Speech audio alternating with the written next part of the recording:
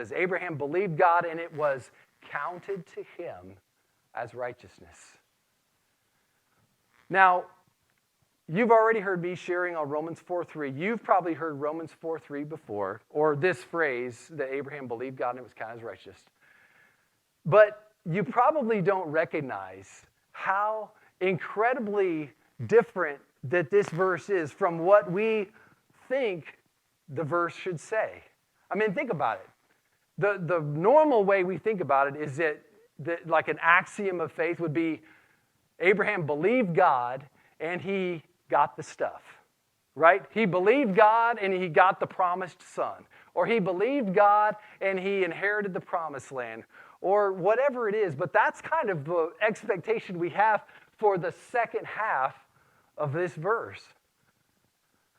And, the axiom of faith that, we've come to kind of recognize is not Romans 4:3. What Romans 4:3 says is that Abraham believed God and it was counted to him as righteousness. What this verse says is that what was given to Abraham because of his faith was the greatest gift that God could give, that he could receive, which is the righteousness of God.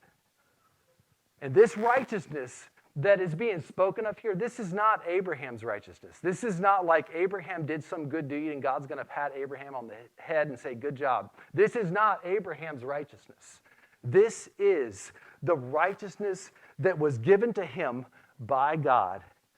The way Romans 4 describes it, if you read Romans 4, your assignment for this week, you read that chapter, it actually describes this by saying that blessed is the man whose sins are covered, whom the Lord does not count his sins against him. This is the picture of that righteousness, that we receive this covering of our sin in that we receive Christ's righteousness.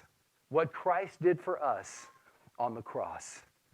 Where he took the wrath of God, he took the punishment that we deserved so that we could have his righteousness, Christ's righteousness as our own.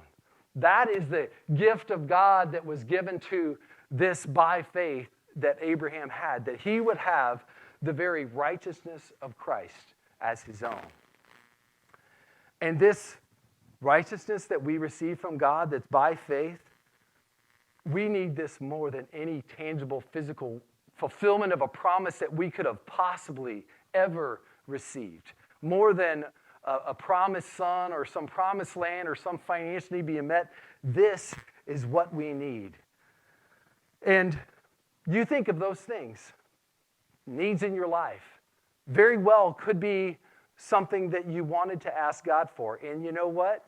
God may very well fulfill those, just like he did for Abraham, where he promised these things, that he did it. He fulfilled his promise.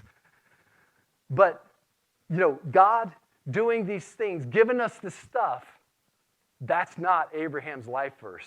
That's not your life verse either. It is this, that Abraham believed God, and it was counted to him as righteousness.